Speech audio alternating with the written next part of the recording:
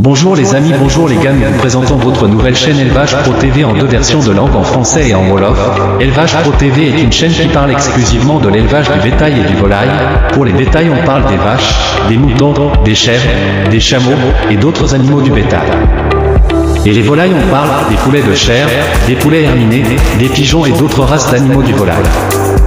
Élevage Pro TV fait des reportages, des conseils et des interviews avec des vétérinaires concernant l'alimentation, les vaccins, les vitamines, les antibiotiques, l'entretien des fermes et les enclos et autres. N'oubliez pas de vous abonner si vous êtes nouveau et de partager les vidéos. Merci.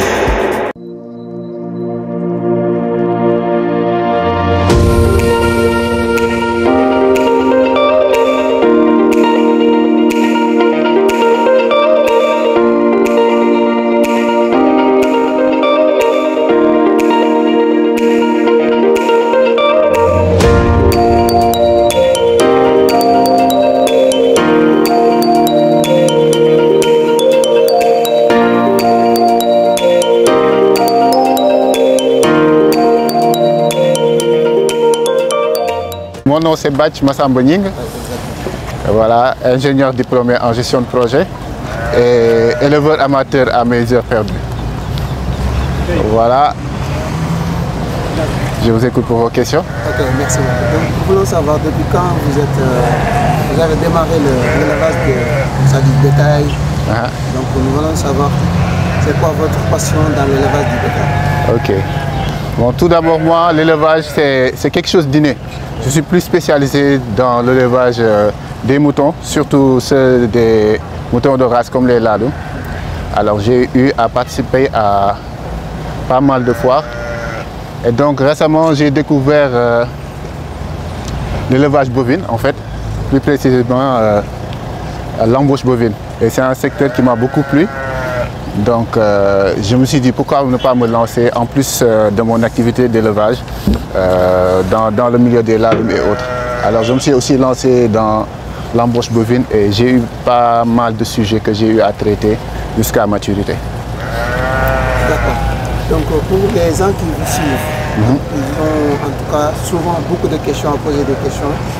Comment vous faites pour votre élevage, comment vous élevez vos bétails et surtout l'élevage en tout cas aujourd'hui on est avec les bœufs, oui, effectivement. Ok, les vaches. Donc beaucoup de gens, en tout cas il y a beaucoup de gens qui nous suivent.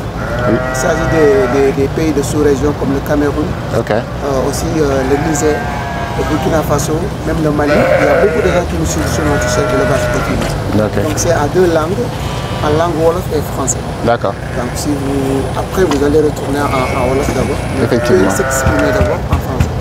Donc nous voulons savoir en réalité, c'est quoi qu'est-ce qui vous a poussé jusqu'à venir dans l'élevage du bétail? D'accord. L'élevage en général. En fait, tout d'abord, il faut savoir que l'élevage, c'est une question de passion d'abord.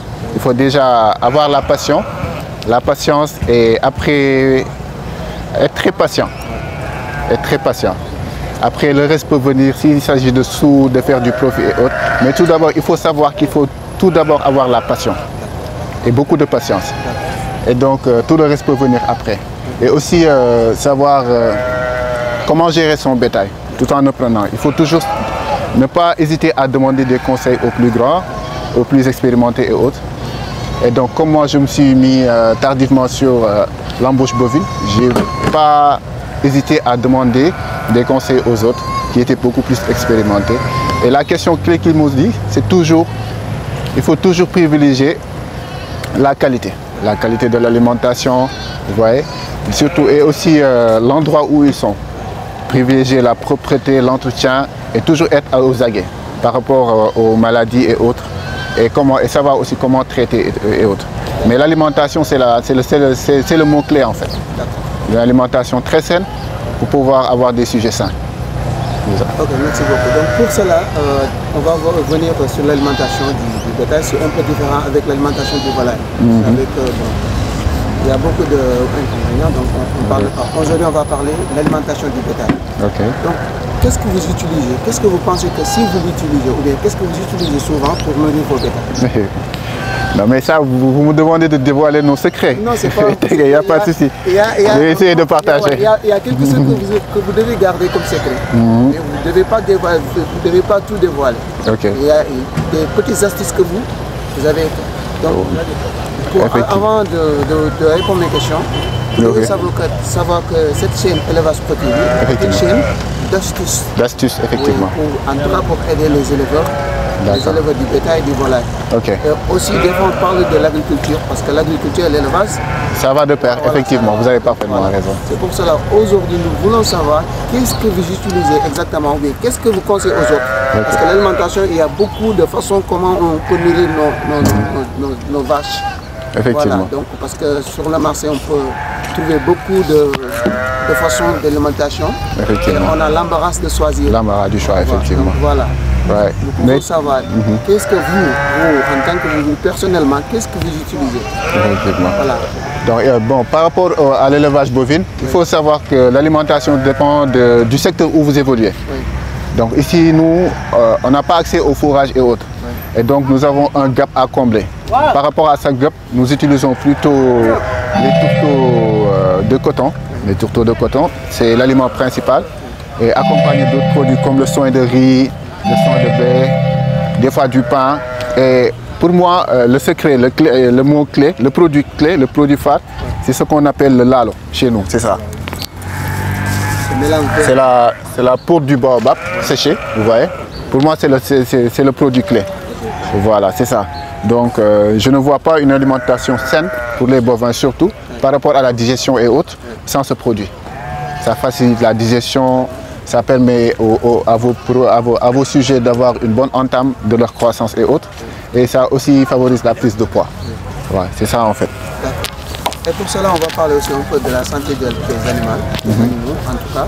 Pour les vaches, il y a souvent, en tout cas, on dit que même pour les humains, on a souvent à faire des visites médicales. Et autres. Donc, on dit que c'est la même chose que c'est les animaux. Donc forcément, nous devons avoir des vétérinaires qui doivent faire des visites médicales comme ça. Oui. Donc vous, souvent, est-ce que vous rencontrez des maladies souvent à le bétail? Oui, des fois nous rencontrons des maladies liées pratiquement à la négligence des fois, comme par rapport à la période des pluies, vous voyez. Nous avons tendance à avoir des petites maladies sous leurs orteils, des petits plaies comme ça qui s'infectent. Et donc ça, c'est ce que je disais tout à l'heure, ça revient à ce que je disais tout à l'heure. Pour avoir de bons sujets, il faut être dans un endroit sain. Ne pas hésiter à, surtout du côté salubrité. Il faut avoir un endroit sain, propre, pour avoir de bons sujets. Être aux aguets de certaines maladies et autres. Et donc il faut aussi savoir principalement déparasiter vos animaux, leur donner des compléments alimentaires et prévenir certaines maladies par rapport avec certains antibiotiques que votre médecin traiteur, votre vétérinaire traiteur vous prescrira en fait. Voilà. Mais ce qui est important là-dessus, c'est d'avoir un environnement sain, ne pas hésiter à nettoyer des fois le matin et autres pour être à l'abri de certaines bactéries ou des pathogènes, des cellules pathogènes qui peuvent nuire à leur santé. Voilà, c'est ça. D'accord. Donc on ne peut pas tout parler. La prochaine fois, on va bien se préparer. Beaucoup plus décollé, effectivement. N'oubliez pas de vous abonner si vous êtes nouveau et de partager les vidéos. Merci.